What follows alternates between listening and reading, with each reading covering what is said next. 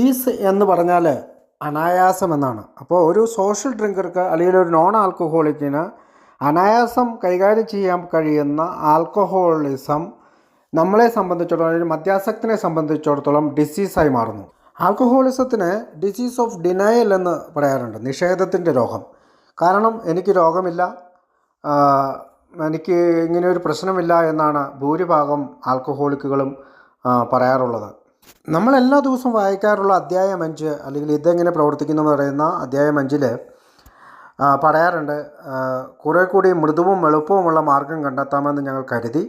ഞങ്ങൾ അധീനതയിലുള്ള മുഴുവൻ ആത്മാർത്ഥതയോടും കൂടി തുടക്കം മുതൽ തന്നെ ദൃഢമനസ്കരും ഭയരഹിതരുമായിരിക്കണമെന്ന് ഞങ്ങൾ നിങ്ങളോട് അപേക്ഷിക്കുന്നു. അപ്പോൾ പരാജയപ്പെടുന്നവരെ പറ്റിയാണ് അടുത്ത വാക്ക് ഉപയോഗിക്കുന്നത്. ഞങ്ങളിൽ ചിലർ ഞങ്ങളുടെ പഴയ ആശയങ്ങൾ മുറുകെ പിടിക്കുവാൻ ശ്രമിച്ചു. ആത്യന്തികമായി ഞങ്ങൾ കീഴ്പ്പെടാൻ തയ്യാറാകുന്നവരെ ഫലം നാസ്തിയായിരുന്നു. എന്താണ് ഞങ്ങളിൽ ചിലർ പഴയ ആശയങ്ങൾ മുറുകെ പിടിക്കാൻ ശ്രമിച്ചത്? നമുക്കറിയാം, പഴയ ആശയങ്ങൾ ഇന്നുകൂടി കുടിക്കാം, നാളെ കുടിക്കുന്നില്ല, ഇന്നുകൂടി കുടിച്ചിട്ട് നിർത്താം, അല്ലെങ്കിൽ ബിയർ മാത്രം കുടിക്കാം, വൈൻ കുടിക്കാം, ഈ ഒരു പാർട്ടിക്ക് പോകുമ്പോൾ മാത്രം കുടിക്കാം, അവൻ വന്നതല്ലേ, ഈ ദുബായിൽ നിന്ന് വന്നതല്ലേ, അപ്പോൾ അവൻ്റെ കൂടെ പോയിരുന്നു കുടിക്കാം, ഭാര്യ പ്രസവിച്ച് കിടക്കുകയാണെന്ന സന്തോഷത്തിൽ കുടിക്കാമെന്ന് പറയുന്ന 100,000 ആശയങ്ങൾ. ഞാൻ ആദ്യം പറഞ്ഞ പോലെ പീപ്പിൾ പ്ലേസ് ആൻഡ് തിങ്സ് ഇതിനെ യൂസ് ചെയ്തുകൊണ്ട് ആളുകൾ മാറ്റുവാനും സാഹചര്യം മാറ്റുവാനും അല്ലെങ്കിൽ ജോലി മാറ്റുവാനും ഒക്കെ ശ്രമിച്ചുകൊണ്ട് നമ്മൾ കുടി നിർബാധം തുടർന്നുകൊണ്ടിരുന്നു. ചിലരൊക്കെ 2-3 ജോലികൾ മാറി മാറി പോയിട്ടുണ്ട്, അറസ്റ്റായിട്ടുണ്ട്, പല ഹോസ്പിറ്റലൈസ്ഡായിട്ടുണ്ട്, ലക്ഷക്കണക്കിന് രൂപ ഹോസ്പിറ്റലിൽ കൊണ്ട് കൊടുത്തിട്ടുണ്ട്. അവിടെ ഒന്നും എനിക്ക് മദ്യാസക്ത രോഗമാണ് എന്ന് സമ്മതിക്കാൻ അവൾ തയ്യാറായില്ല. ഏതുവരെ? കീഴ്പ്പെടാൻ തയ്യാറാകുന്നത് വരെ, അല്ലെങ്കിൽ അത് സമ്മതിക്കാൻ തയ്യാറാകുന്നത് വരെ. അതുകൊണ്ടാണ് ഡിസീസ് ഓഫ് ഡിനയൽ എന്ന ആൽക്കഹോളിസത്തെ വിളിക്കാൻ കാരണം. അപ്പോൾ ഞാൻ ബ്ലാക്കോ ഞാൻ വൈറ്റോ അല്ലെങ്കിൽ ഞാൻ റെഡ് ഇന്ത്യൻസോ ഇന്ത്യക്കാരനോ അല്ലെങ്കിൽ ഏതെങ്കിലും അമേരിക്ക കനേഡിയൻകാരനോ അല്ലെങ്കിൽ സ്ത്രീയോ പുരുഷനോ അല്ലെങ്കിൽ LGBTQ+ എന്ന് പറയുന്ന വിഭാഗത്തിൽപ്പെട്ടവർ ആരുമായിക്കൊള്ളട്ടെ, ഞാൻ ആൽക്കഹോളിക് ആണ് എങ്കിൽ എനിക്ക് വീണ്ടും കുടിക്കുവാനുള്ള ക്രേവിങ് എന്നിൽ രൂപപ്പെടും. അതുകൊണ്ട് തന്നെ ഞാൻ മനസ്സിലാക്കേണ്ടത് ആൽക്കഹോളിസം ഒരു രോഗമാണ് എന്ന് കൃത്യമായിട്ടുള്ള ഒരു അറിവ് എനിക്കുണ്ടാകണം. അപ്പോൾ പഴയ ആശയങ്ങൾ മുറുകെ പിടിക്കാൻ ശ്രമിച്ചുകൊണ്ട് പരാജയപ്പെട്ടു എന്ന് പറയുമ്പോൾ പുതിയ ആശയങ്ങൾ എന്താണ്? പുതിയ ആശയങ്ങൾ നമ്മൾ നിരന്തരമായി മീറ്റിങ്ങിൽ പങ്കെടുക്കുന്നു, സർവീസിലേർപ്പെടുന്നു, ടെലഫോൺ തെറാപ്പി. ശരിക്കും നമ്മൾ ടെലഫോൺ തെറാപ്പി എന്ന വാക്ക് വരുന്നതുകൊണ്ട് പലപ്പോഴും നമ്മൾ ഒരു തെറാപ്പിസ്റ്റ് ആകുന്നില്ല എങ്കിൽ പോലും നമ്മൾ പലപ്പോഴും ഉപയോഗിക്കാറുണ്ട്. പക്ഷേ കാരണം ഒരു ആൽക്കഹോളിക്ക് മറ്റൊരു ആൽക്കഹോളിക്കിനോട് സംസാരിക്കുന്നത് തെറാപ്പി ആയിട്ടല്ല അത് കണക്കാക്കേണ്ടത്. പക്ഷേ നമ്മൾ സാധാരണ ടെലഫോൺ 24 മണിക്കൂർ പദ്ധതിയിൽ നമ്മൾ പല ക്രേവിംഗ് ഒക്കെ വരുമ്പോൾ മറ്റുള്ളവരെ വിളിക്കാൻ ശ്രമിക്കണം എന്നുള്ള അർത്ഥത്തിലാണ് ഞാനത് പറഞ്ഞത്. അപ്പോൾ ഗെറ്റ് ഇൻവോൾവ്, നമ്മൾ എയുടെ ഉള്ളിലായിരിക്കാൻ ഇൻവോൾവ് ചെയ്യാനായിട്ട് നമ്മൾ ശ്രമിക്കുന്നു. പുസ്തകങ്ങൾ വായിക്കുന്നു, പ്രത്യേകിച്ച് ലിവിങ് സോബർ പോലുള്ള പുസ്തകങ്ങളൊക്കെ വായിക്കുന്നതൊക്കെ പുതിയ ആശയമായിട്ട് നമുക്ക് കണക്കാക്കാം. പ്രത്യേകിച്ച് ആൽക്കഹോളിസം ബുക്ക് ആദ്യം പറഞ്ഞ പോലെ നമുക്ക് വായിക്കുകയല്ല, പഠിക്കാനായിട്ടുള്ള ശ്രമങ്ങൾ നടത്താം. ഇതോടൊപ്പം അവസാനത്തെ കുറച്ച് നിമിഷങ്ങളിൽ നമുക്കറിയാം, നമ്മുടെ ലിവിങ് സോബറിൽ 4-മതായിട്ട് ആൽക്കഹോളിസം എന്ന ഡിസീസിനെ കുറിച്ച് പറയുന്നുണ്ട്. മദ്യാസക്തി വളർന്നുകൊണ്ടിരിക്കുന്നതും മരണകാരണവുമായ ഒരു മാറാ രോഗമാണ് എന്നാണ് ലിവിങ് സോബറിൽ പറയാം. കാരണം ചില ഭക്ഷണവസ്തുക്കൾ, ഞാൻ ആദ്യം പറഞ്ഞ പോലെ ചില ഭക്ഷണവസ്തുക്കൾ നമുക്ക് കഴിച്ചാൽ നമുക്ക് കടുത്ത അസ്വസ്ഥതയും രോഗമൊക്കെ വരും. ഞാൻ പറഞ്ഞു, എൻ്റെ കുട്ടിയുടെ മുട്ട കഴിക്കുന്ന കാര്യം പറഞ്ഞു. ഇത്തരം സാഹചര്യങ്ങളിലെല്ലാം നമ്മൾ ആ ഭക്ഷണവസ്തു കഴിക്കാൻ പാടില്ല എന്ന് ചിലപ്പോഴൊക്കെ പരാതിപ്പെടുമെങ്കിലും നമ്മളങ്ങനെ വലിയ പരാതികളൊന്നും പറഞ്ഞുകൊണ്ട് നടക്കുന്നതായിട്ട് തോന്നുന്നില്ല. അങ്ങനെ ഒരു പരാതിപ്പെടാതെ ഏതെങ്കിലും ഭക്ഷണവസ്തുവിനോട് എനിക്ക് അലർജി ഉണ്ടെങ്കിൽ അത് അംഗീകരിച്ചുകൊണ്ട് എൻ്റെ ശരീരത്തിൻ്റെ ഘടന എങ്ങനെയാണെന്ന് അംഗീകരിച്ചുകൊണ്ട് മുന്നോട്ട് പോവുകയാണ് സാധാരണ രീതിയിൽ ചെയ്യുക.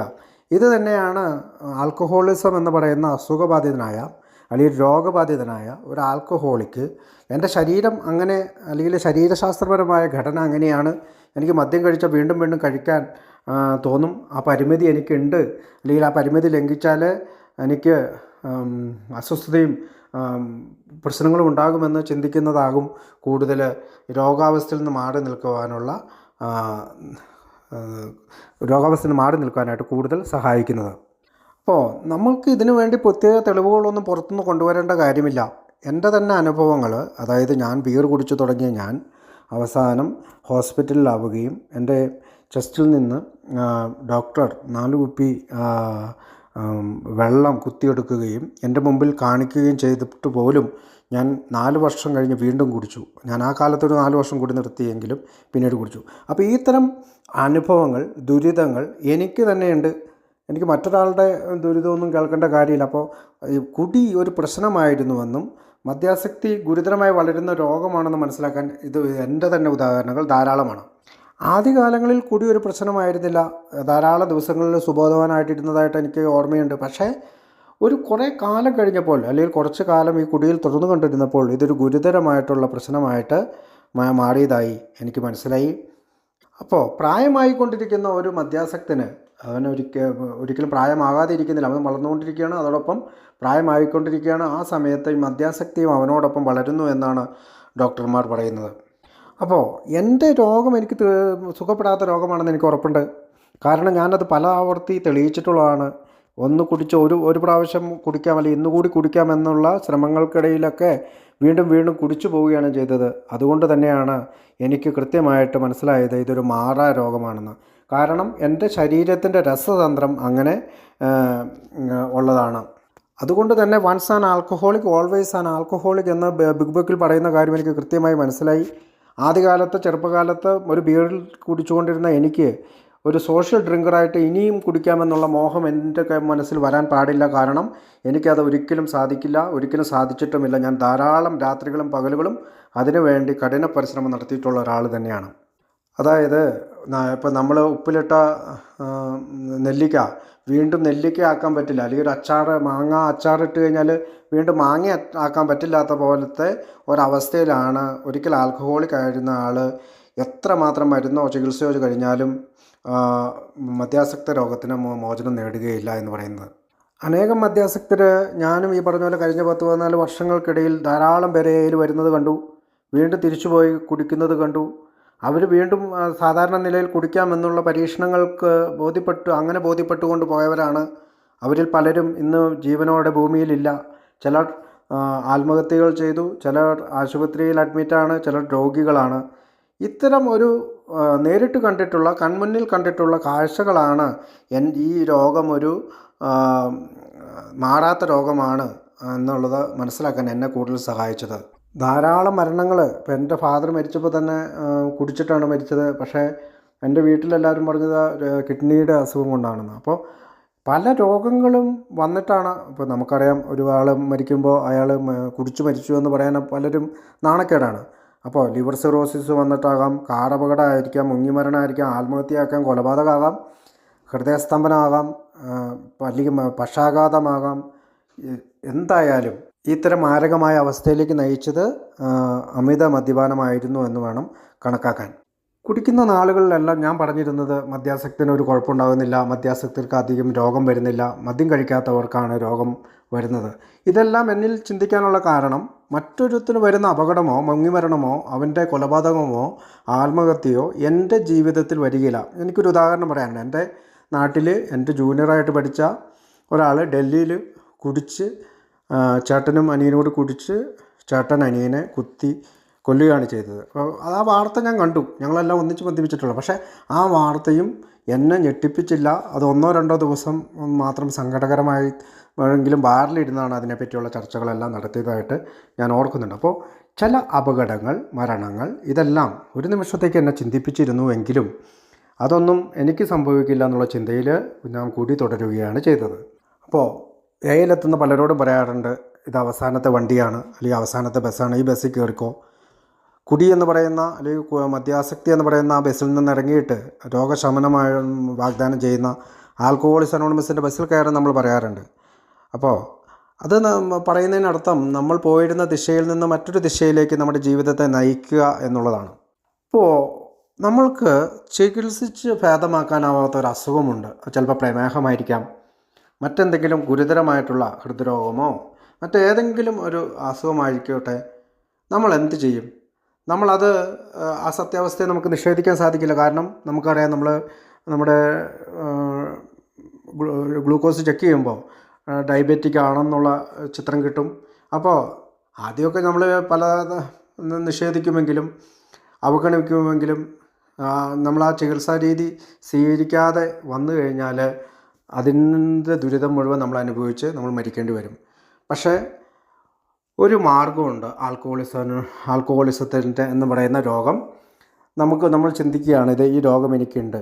അതിന് ലക്ഷണങ്ങളാണ്, ചില ലക്ഷണങ്ങൾ നമ്മൾ ആദ്യം പറഞ്ഞ പോലെ ക്രേവിങ്, ശരീരത്തിൻ്റെ അലർജി എന്നൊക്കെ പറയുന്ന കുറേ ലക്ഷണങ്ങൾ നമ്മൾക്കുണ്ട് എന്ന് പറയുമ്പോൾ ആ രോഗനിർണയം നടത്തിക്കൊണ്ട് നമുക്ക് രോഗമുണ്ടെന്ന് അംഗീകരിക്കുമ്പോൾ അങ്ങനെ രോഗമുണ്ടെന്ന് അംഗീകരിക്കുമ്പോൾ നമ്മൾ സ്വയം മുൻകരുതലുകൾ എടുക്കാൻ തയ്യാറാകും. ഒരു സന്തുഷ്ടപരമായിട്ടുള്ള ജീവിതം നയിക്കാനായിട്ട്, ഒരു ആരോഗ്യപരമായിട്ടുള്ള ജീവിതങ്ങൾ വർഷങ്ങൾ തോറും കഴിക്കാൻ നമുക്കറിയാം. വേയിൽ വന്നിട്ട് 40, 50, 60 വർഷങ്ങളിലൂടെയൊക്കെ പഴമക്കാർ ഏയിലൂടെ ജീവിക്കുന്നത് നമ്മൾ കാണുന്നുണ്ട്. പക്ഷേ ഒരു മദ്യാസക്തന് അതിശക്തമായിട്ട് ഇത്തരം ചിന്തകളെ ഉറപ്പിച്ചു കഴിഞ്ഞാൽ നല്ല വിധത്തിൽ ജീവിക്കാൻ, ആരോഗ്യകരമായ ജീവിതം നയിക്കാനായിട്ട് സാധിക്കും. അപ്പോൾ നമ്മുടെ മദ്യാസക്തിയെ നമ്മുടെ ശരീരത്തിൻ്റെ ഒരു ഭാഗമായിട്ട് അംഗീകരിക്കണം. നമ്മുടെ പൊക്കം എത്രയുണ്ടെന്ന് നമുക്കറിയാം. 5 അടി 2 ഇഞ്ചാണെങ്കിൽ അത്രയും, അല്ലെങ്കിൽ നമുക്ക് കണ്ണട വയ്ക്കുന്നുണ്ടെങ്കിൽ നമ്മൾ കണ്ണട വയ്ക്കുന്നു. അപ്പോൾ ഇതൊക്കെ ശരീരത്തിൻ്റെ ഒരു ഭാഗമായിട്ട് നമ്മൾ അംഗീകരിച്ചു കഴിഞ്ഞാണ്. അപ്പോൾ അതുപോലെ തന്നെയാണ് ഈ പറയുന്ന, അല്ലെങ്കിൽ അലർജി പോലെ തന്നെയാണ്, ചില അലർജികളെ പറ്റി ആദ്യം പറഞ്ഞത് അതുപോലെ തന്നെയാണ് മദ്യാസക്ത രോഗമാണെന്ന് നമ്മൾ അംഗീകരിക്കേണ്ടിയിരിക്കുന്നു. ഒരിക്കൽ ഒരു അംഗം പറഞ്ഞു തൻ്റെ മദ്യാസക്ത രോഗവും അന്ധതയും സാമ്യമുള്ളതാണെന്ന്. അദ്ദേഹം ഇങ്ങനെയാണ് വിവരിച്ചത്. തൻ്റെ കാഴ്ചശക്തിയുടെ നഷ്ടം അംഗീകരിച്ചപ്പോൾ അതോടൊപ്പം ചില പുനരധിവാസ മാർഗങ്ങൾ, പ്രത്യേകിച്ച് നായയുടെ സഹായത്താൽ അല്ലെങ്കിൽ വടിയുടെ സഹായത്താൽ സുരക്ഷിതമായി എവിടെയെങ്കിലും പോകാമെന്നൊക്കെ അയാൾ കണ്ടുപിടിച്ചു. അങ്ങനെ ഞാനൊരു അന്ധനാണെന്നുള്ള വസ്തുത മറക്കുകയോ അതിനെപ്പറ്റി വിലപിക്കുകയോ ചെയ്യാതെ തൻ്റെ നായയോടൊപ്പം ആ അന്ധതയെ അവഗണിച്ചുകൊണ്ട് നടക്കാനും വടികളുടെ സഹായത്താൽ വഴിയിലൂടെ നടക്കാനൊക്കെ ശ്രമിച്ചപ്പോൾ അയാൾക്ക് ആ കുഴപ്പത്തിൽ പെട്ടുപോകാതെ, ഒരു കുഴപ്പത്തിലും പെട്ടുപോകാതെ മുന്നോട്ട് നടക്കാൻ സാധിച്ചു. ഇതുപോലെ തന്നെയാണ് ഒരു ആൽക്കഹോളിക്കായിട്ടുള്ള ആളുകൾക്കും നമ്മുടെ സുഖം പ്രാപിക്കണമെങ്കിൽ നമ്മുടെ ചികിത്സാ രീതി സ്വീകരിക്കുക, അല്ലെങ്കിൽ പറയുന്ന ചില മാർഗനിർദ്ദേശങ്ങൾ പിന്തുടർന്ന് ജീവിക്കുക, നമ്മുടെ ആരോഗ്യത്തെ പറ്റിയുള്ള വസ്തുതകൾ കണ്ടുപിടിക്കുക. നമ്മുടെ ആരോഗ്യം നഷ്ടപ്പെട്ടതിനെ ഓർത്ത് വലിയ സങ്കടമൊക്കെ പെടാതെ തികച്ചും ബാലൻസായി കിട്ടിയിരിക്കുന്ന സമയത്ത് സ്വന്തം രോഗത്തെ ഓർത്ത് ഭയക്കാതെ മുന്നോട്ട് സന്തോഷകരമായിട്ടുള്ള ജീവിതം നയിക്കാനായിട്ട് നമ്മൾ ശ്രമിക്കണം. പ്രത്യേകിച്ച് പലപ്പോഴും ആൽക്കഹോളിസം അനോണിമസിൽ ഉള്ളിൽ വരുമ്പോൾ നമ്മളോട് പറയാറുണ്ട് ഇനിയുള്ള ജീവിതം ബോണസ് ജീവിതമാണെന്ന്. നമുക്ക് എയിൽ വന്ന് കിട്ടിയിരിക്കുന്ന ശിഷ്ട ജീവിതം കാരണം 32-ാമത്തെ വയസ്സിൽ ആത്മഹത്യ ചെയ്തേക്കാമെന്ന് വിചാരിച്ചിരുന്ന എനിക്ക് ദൈവം തന്നൊരു മാർഗമാണ് അതുകൊണ്ട് തന്നെ ഇന്ന് ജീവനോടെ ഇരിക്കുന്നതിന് വളരെ നന്ദിയോടുകൂടി ഏയിലൂടെ സഞ്ചരിക്കുന്ന ഒരാളായി മാറാനാണ് ഞാൻ ശ്രമിക്കുന്നത്. അപ്പോൾ അതിശക്തമായിട്ടുള്ള അല്ലെങ്കിൽ അതിമാരകമായിട്ടുള്ള ഒരു മദ്യാസക്തി എന്ന രോഗമുണ്ടെന്ന് എനിക്കറിയാം. പക്ഷേ ഞാൻ അതിനെക്കുറിച്ച് ഓർത്ത് ദുഃഖിച്ചിരിക്കാതെ അല്ലെങ്കിൽ വീണ്ടും കുടി തുടരുന്നതിന് പകരം മദ്യമില്ലാത്ത ആഹ്ലാദകരമായ നിമിഷങ്ങൾ രൂപപ്പെടുത്തിയെടുക്കാനാണ്, അല്ലെങ്കിൽ അങ്ങനെയുള്ള ഒരു ജീവിത രീതി സംഘടിപ്പിക്കാനാണ്, അതിലൂടെ സഞ്ചരിക്കാനാണ് ഞാൻ താല്പര്യപ്പെടുന്നത്. നമുക്കറിയാം, നമുക്ക് മദ്യാസക്തനാകാൻ താല്പര്യമുള്ളതായതുകൊണ്ട് മദ്യാസക്തരായതല്ല. ദൈവം നമ്മളെ അങ്ങനെ സൃഷ്ടിച്ചതാണ്, അത് നമ്മുടെ തെറ്റല്ല. ചിലർ കുടിയന്മാരായി മാറുന്നു, അല്ലെങ്കിൽ മദ്യാസക്തരായി മാറുന്നു, ചിലർ അങ്ങനെ അല്ലാത്തവരായി മാറുന്നു. അതിന് കുഴപ്പമില്ല. ഈ രോഗം നമ്മൾ പരിശ്രമിച്ച് നേടിയതല്ല, നമ്മൾ അറിയാതെ ആ രോഗത്തിന് അടിമകളായി പോയതാണ് എന്ന് വേണം കരുതാൻ. എത്തുമ്പോൾ ചിലരെല്ലാം പറയാറുണ്ട് ഞാൻ കോടിക്കണക്കിന് രൂപ കൊടുത്ത് നേടിയ രോഗമാണെന്ന്. ശരിയാണ്, അവർ ഒരുപാട് പണം കൊടുത്ത് രോഗം നേടിയിട്ടുണ്ടാകാം. ചിലപ്പോൾ അവരുടെ ഭാര്യ പിരിഞ്ഞു പോയിട്ടുണ്ടാകാം, അവരുടെ കുടുംബജീവിതം തകർത്തിട്ടുണ്ട്. അപ്പോൾ അങ്ങനെ ഒരുപാട് നഷ്ടങ്ങൾ വരുത്തി നേടിയ രോഗമായിരിക്കാം ഇത് കേൾക്കുന്ന ഒരാൾ തൻ്റെ അനേകം പണം നഷ്ടപ്പെടാത്ത, അല്ലെങ്കിൽ ഭാര്യ നഷ്ടപ്പെടാത്ത, ജോലി നഷ്ടപ്പെടാത്ത ഒരാൾ ചിന്തിക്കുകയാണ് എനിക്ക് ഇതൊന്നും സംഭവിച്ചിട്ടില്ല എന്നാണ് ചിന്താഗതിയെങ്കിൽ പറയുന്നു, ഷിബു നീ ചിന്തിക്കേണ്ടത് അങ്ങനെയല്ല. നീ കുടി തുടർന്നാൽ നിൻ്റെ ഭാര്യ അവൻ്റെ ഭാര്യയെ പോലെ തന്നെ നഷ്ടപ്പെട്ടു പോയാനെ, നിൻ്റെ ജോലി അവൻ്റെ ജോലി പോലെ നഷ്ടപ്പെട്ടു പോയാനെ, നിൻ്റെ മക്കൾ അവൻ്റെ മക്കൾ മരിച്ചിട്ടുണ്ടെങ്കിൽ അതുപോലെ മരിച്ചു പോയാനെ, അവൻ്റെ ഈ മാറാരോഗത്തെ ഓർത്ത് അവൻ്റെ മാതാപിതാക്കൾ ആത്മഹത്യ ചെയ്തിട്ടുണ്ടെങ്കിൽ നിൻ്റെ മാതാപിതാക്കൾ ആത്മഹത്യ ചെയ്താനെ. നോട്ട് യെറ്റ്, നിനക്കിത് സംഭവിച്ചിട്ടില്ല, പക്ഷേ സംഭവിച്ചാനേ. അതിനു മുമ്പ് നീ എത്തി എന്ന് ചിന്തിക്കുകയാണ് നല്ലതെന്ന് എൻ്റെ പഴമക്കാർ എന്നോട് പറഞ്ഞു തന്നിട്ടുള്ളത്. കുടിക്കുമ്പോൾ ശരിക്കും ഞാനൊരു രോഗബാധിതനാണെന്ന് ഞാൻ അറിഞ്ഞില്ല. അതുകൊണ്ട് തന്നെ പല കാര്യങ്ങളും ഞാൻ തെറ്റുകളും ചെയ്തു. പല ചിന്താഗതികളിലും ഞാൻ നടന്നു. പക്ഷേ ഇന്ന് എനിക്ക് രോഗബാധിതനാണെന്നറിയാം. അപ്പോൾ ആ രോഗത്തിൻ്റെ കാര്യത്തിൽ കൂടുതൽ പശ്ചാത്തപിച്ചുകൊണ്ടോ അല്ലെങ്കിൽ ദുഃഖിച്ചുകൊണ്ടോ നടക്കുന്നതിൽ ഗുണമില്ല. പക്ഷേ അതിൽ നിന്ന് സൗഖ്യമാകുന്ന ചില പടികൾ ഞാൻ എൻ്റെ ജീവിതത്തിൽ നേടിയെടുക്കാനായിട്ട് ശ്രമിക്കുന്നു. അതിൻ്റെ ആദ്യത്തെ പടി എന്ന് പറയുന്നത് ആദ്യത്തെ കവിൾ മദ്യം കുടിക്കാതിരിക്കുന്നതാണ്. അത് ഏറ്റവും ലളിതമാണ്. നമ്മളോട് എപ്പോഴും പറയാറുണ്ട്, നമ്മളെപ്പോഴും പറയാറുള്ളത് ഇന്നും കൂടി കുടിച്ചിട്ട് നാളെ നിർത്താമെന്നാണ്. പക്ഷേ പറയുന്നു നീ ഇന്ന് കുടിക്കരുത്, നാളെ വേണമെങ്കിൽ കുടിച്ചോളൂ എന്ന്. അപ്പോൾ ആദ്യത്തെ കുടിയിൽ നിന്ന് മാറി നിൽക്കുക, അതാണ് എയുടെ ആദ്യത്തെ ചൂട്. അപ്പോൾ അവസാനമായിട്ട് ഞാനൊരു രോഗിയാണോ എന്ന് കണ്ടുപിടിക്കാനായിട്ട് ഈ അമേരിക്കയിലോ ഒക്കെയുള്ള അല്ലെങ്കിൽ ഡി അഡിക്ഷൻ സെൻറ്റേഴ്സ് ഇപ്പോൾ നാട്ടിലൊക്കെ 20 ചോദ്യങ്ങൾ കൊടുക്കാറുണ്ട്. അതിനകത്ത് യെസ് ഓർ നോ എന്ന് എഴുതാൻ പറയും. അതിനകത്ത് ആദ്യത്തെ ചോദ്യം ഇതാണ്: നിങ്ങളുടെ മദ്യപാനം കാരണം ജോലിയുടെ സമയം നഷ്ടപ്പെടുന്നുണ്ടോ? രണ്ടാമത്തെ ചോദ്യം: മദ്യപാനം നിങ്ങളുടെ ഗാർഹിക ജീവിതത്തെ അസന്തുഷ്ടമാക്കുന്നുണ്ടോ? 3, നിങ്ങൾ മറ്റുള്ളവരുടെ മുമ്പിൽ ലജ്ജയുള്ളതിനാൽ കുടിക്കാറുണ്ടോ? 4, മദ്യപാനം നിങ്ങളുടെ പ്രശസ്തിയെ ബാധിക്കാറുണ്ടോ? 5, മദ്യപിച്ചതിന് ശേഷം നിങ്ങൾക്ക് എപ്പോഴെങ്കിലും പശ്ചാത്താപം തോന്നിയിട്ടുണ്ടോ? 6, നിങ്ങളുടെ മദ്യപാനത്തിൻ്റെ ഫലമായി നിങ്ങൾ സാമ്പത്തിക പ്രതിസന്ധിയിലായിട്ടുണ്ടോ? 7, മദ്യപിക്കുമ്പോൾ നിങ്ങൾ താഴ്ന്ന കൂട്ടാളികളിലേക്ക് നിലവാരമില്ലാത്ത അന്തരീക്ഷത്തിലേക്ക് തിരിയുന്നുണ്ടോ? 8, നിങ്ങളുടെ മദ്യപാനം കാരണം നിങ്ങളുടെ കുടുംബത്തിൻ്റെ ക്ഷേമത്തിൽ അശ്രദ്ധനാകുന്നുണ്ടോ? 9, മദ്യപിച്ചതിന് ശേഷം നിങ്ങളുടെ അഭിലാഷം കുറഞ്ഞിട്ടുണ്ടോ? ദിവസേന ഒരു നിശ്ചിത സമയത്തേക്ക് നിങ്ങൾ മദ്യം ആഗ്രഹിക്കുന്നുണ്ടോ? അതല്ലെങ്കിൽ വൈകുന്നേരമോ രാവിലെയോ എനിക്ക് മദ്യം വേണമെന്ന് ആഗ്രഹിക്കുന്നുണ്ടോ? അടുത്ത ദിവസം രാവിലെ തന്നെ നിങ്ങൾക്ക് മദ്യം വേണോ? മദ്യപാനം നിങ്ങൾക്ക് ഉറങ്ങാൻ പ്രയാസമുണ്ടാക്കുന്നുണ്ടോ? മദ്യപിച്ചതിന് ശേഷം നിങ്ങളുടെ കാര്യക്ഷമത കുറഞ്ഞുവോ? മദ്യപാനം നിങ്ങളുടെ ജോലിയോ ബിസിനസ്സോ അപകടത്തിലാക്കുന്നുണ്ടോ? വിഷമങ്ങളിൽ നിന്നോ പ്രശ്നങ്ങളിൽ നിന്നോ രക്ഷപ്പെടാൻ നിങ്ങൾ കുടിക്കാറുണ്ടോ? നിങ്ങൾ ഒറ്റയ്ക്ക് മദ്യപിക്കാറുണ്ടോ? നിങ്ങളുടെ മദ്യപാനത്തിൻ്റെ ഫലമായി നിങ്ങൾക്ക് എപ്പോഴെങ്കിലും പൂർണ്ണമായ ഓർമ്മശക്തി നഷ്ടപ്പെട്ടിട്ടുണ്ടോ? നിങ്ങളുടെ ഡോക്ടർ എപ്പോഴെങ്കിലും നിങ്ങളെ മദ്യപിച്ചതിന് ചികിത്സിച്ചിട്ടുണ്ടോ? നിങ്ങളുടെ ആത്മവിശ്വാസം വളർത്താൻ വേണ്ടി നിങ്ങൾ കുടിക്കാറുണ്ടോ? മദ്യപാനം കാരണം നിങ്ങൾ എപ്പോഴെങ്കിലും ഒരു ചികിത്സയ്ക്കായി ആശുപത്രിയിലോ ഏതെങ്കിലും ഡി അഡിക്ഷൻ സെൻറ്ററിലോ പോയിട്ടുണ്ടോ? ഏതെങ്കിലും ഒരു ചോദ്യത്തിന് നിങ്ങൾ അതേ എന്ന ഉത്തരം നൽകിയിട്ടുണ്ടെങ്കിൽ നിങ്ങൾ ഒരു മദ്യപാനിയാകാമെന്ന് ഒരു മുന്നറിയിപ്പായിട്ട് അത് പറയുന്നുണ്ട്. ഏതെങ്കിലും 2 എണ്ണമാണ് നിങ്ങൾ എസ് എന്ന് പറയുന്നതെങ്കിൽ നിങ്ങളൊരു മദ്യപാനിയാകുവാനുള്ള സാധ്യതയുണ്ട്. 3 അതിലധികമോ അതെ എന്ന് പറഞ്ഞിട്ടുണ്ടെങ്കിൽ നിങ്ങൾ തീർച്ചയായും ഒരു മദ്യപാനിയാണ് എന്ന് ആ ചോദ്യങ്ങളിൽ പറയുന്നു. അപ്പോൾ അവസാന നിമിഷത്തിൽ നമുക്ക് നമ്മുടെ ചിന്തകളെ ഒന്നുകൂടി ഇന്ന് കേട്ട നമ്മുടെ ചിന്തകളിലേക്ക് കൊണ്ടുപോകാം. 1, മദ്യാസക്തി ഒരു രോഗമാണ്. അതൊരു ശാരീരിക രോഗമാണ്, മാനസിക രോഗമാണ്. ശാസ്ത്രീയമായ വശങ്ങളിൽ നമ്മളതെല്ലാം കണ്ടു. അതിനുശേഷം ആൽക്കഹോളിക്സ് അനോണിമസിൻ്റെ ഉള്ളിലേക്ക് വരുമ്പോൾ അത് മാനസികവും ശാരീരികവും ആത്മീയവുമായിട്ടുള്ള രോഗമാണെന്ന് കണ്ടു. പിന്നീട് നമ്മളത് ബ്രെയിൻ ഡിസീസാണെന്ന് കണ്ടു. അതിനുശേഷം ഡിസീസ് ഓഫ് ഡിനയൽ, അതായത് നിഷേധത്തിൻ്റെ രോഗമാണെന്ന് കണ്ടു. മാറാ രോഗമാണെന്ന് കണ്ടു. വളരുന്ന രോഗമാണെന്ന് കണ്ടു. അപ്പോൾ ഒരുപാട് അവസ്ഥകളിൽ നമ്മളതിൻ്റെ ഇടയിൽ നമ്മുടെ വൈദ്യശാസ്ത്രത്തിൻ്റെ രോഗത്തിൻ്റെ നമ്പറുകൾ പറഞ്ഞു. മാനസിക രോഗത്തിൻ്റെ സംഘടനയുടെ സൈക്കോളജിക്കൽ സംഘടനയുടെ അവർ പറയുന്ന രോഗത്തിൻ്റെ നമ്പർ പറഞ്ഞു. അപ്പോൾ ഇത്രയും നേരം ഞാൻ സംസാരിച്ചതിൽ നിന്ന് രോഗമാണെന്നുള്ള ഏകദേശമുള്ള ഒരു ചിത്രം നമുക്ക് ലഭിച്ചിട്ടുണ്ടാകും. ഇതിന് ശേഷം അടുത്ത ഭാഗത്ത് നമുക്ക് കൂടുതൽ എന്താണ് ഈ രോഗത്തെപ്പറ്റി പറയുന്നതെന്നും ജെല്ലിനിക് കർവിനെ കുറിച്ചുമാണ് പറയാനായിട്ട് പറഞ്ഞിരിക്കുന്നത്. അപ്പോൾ അടുത്ത മീറ്റിങ്ങിൽ കാണുന്നത് വരെ എല്ലാവർക്കും, ഇന്ന് കടന്നു വന്നിട്ടുള്ള എല്ലാവർക്കും നന്ദി. പ്രത്യേകിച്ച് മിഡ്നൈറ്റ് ഗ്രൂപ്പിനോട് നന്ദി പറഞ്ഞുകൊണ്ട് ഞാൻ നിർത്തുന്നു. Thank you.